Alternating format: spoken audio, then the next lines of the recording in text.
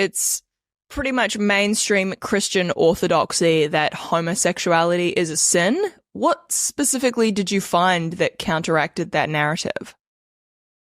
Well, there are 6 passages in Scripture, 3 in the Old Testament and 3 in the New Testament, that refer explicitly to at least forms of same-sex behavior. And the typical argument has been, and the typical way that Christian kids are taught to think about this growing up in church, is that these passages all condemn homosexuality. All the passages that refer to same-sex behavior are negative. Therefore, same-sex relationships are sin, categorically.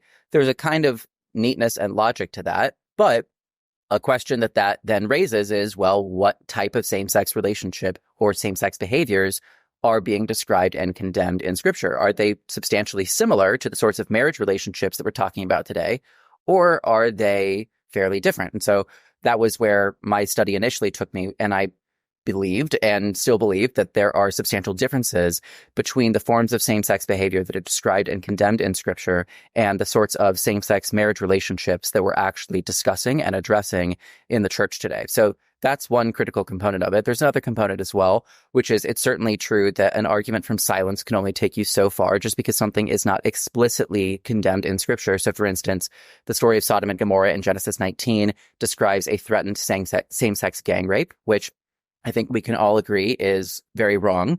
And yet the gang rape, sorry, not a fun phrase to say, a component of it really doesn't have any relevance to any consensual relationship, much less a committed one. Leviticus 18:22 and 20:13 do prohibit male same-sex intercourse in the Old Testament law code. So that's less about the sort of behavior being described, and it's more about its place in the biblical canon. Christians have never been bound by the 613 rules, regulations, and prohibitions from the Old Testament law code.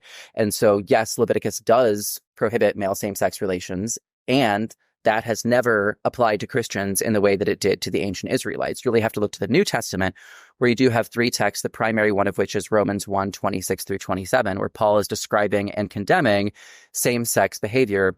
He's talking about people who knew the truth of God, turned away from God to worship idols, and as a result, God gave them over to the lusts of their hearts and also to a debased mind. But when he's describing the lusts of their heart, he describes how they abandoned, the women exchanged natural relations for unnatural ones, the men in like manner abandoned natural relations with women, became inflamed with lust for one another, and committed indecent acts with one another and received in themselves the due penalty for their error. There's no question here that Paul certainly is expressing a very negative view of same-sex behavior. He is. And I don't by some arguments will be made. Sometimes people will argue about Leviticus that, this was only specifically about same-sex relations in the context of temple prostitution or specifically about man-boy rape. I don't agree that the text is limited in that way. There's nothing in the text to suggest that.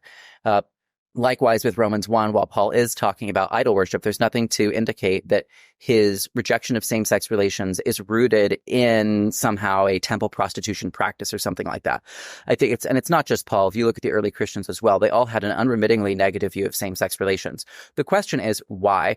What was the rationale or the moral logic for their negative assessment of same-sex relations? And what I describe in my book is that in the ancient world, same-sex attraction and behavior were seen in fundamentally different ways from how we think of them now. Same-sex attraction was not seen as the sexual orientation of a small minority of people who could live that out potentially in lustful, promiscuous, excessive ways, or potentially in more domesticated, loving, committed ways. Instead, same-sex relations were seen, and same-sex attraction and behavior were seen more along the lines of the Katy Perry song from 2009, I Kissed a Girl, where you're at a party, you get drunk, and you're experimenting. And it's just another form of excess. And many ancient moralists and writers contemporaneous with Paul describe same-sex relations as akin to people getting drunk, people having too much to eat, people just engorging themselves, taking all of their appetites and all their desires to excess.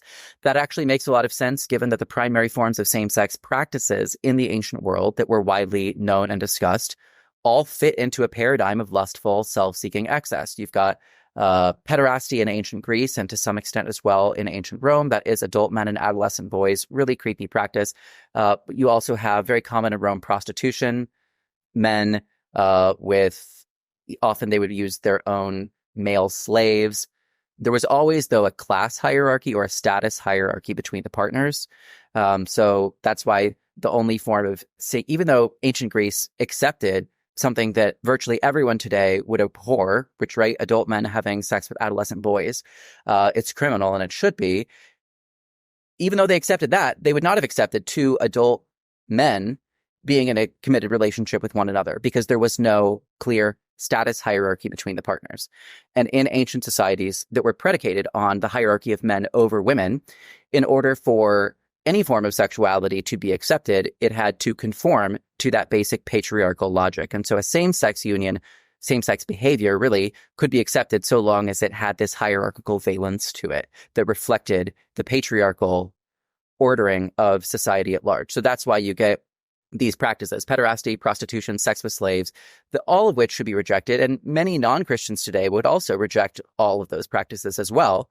And so to the extent that this was far and away the most common sorts of same-sex practices that were part of the biblical world, it makes a lot of sense that Paul would have described same-sex relations, would have thought of and described same-sex relations as a product of excess, a product of excess that has nothing to do with sexual orientation. It's not about, Paul's not talking about people who recognized from a young age they were exclusively attracted to the same sex, and that his message here is that those people need to remain single and celibate for their whole lives because they have a broken sexual orientation. That's just not the framework for it at all. And so it's not to say that Paul had a positive view of same-sex relations. He did not, but rather that the reasons for Paul's negative assessment of same-sex relations need to be carefully considered and have very little in common with the characteristics of a monogamous, covenantal, same-sex union today.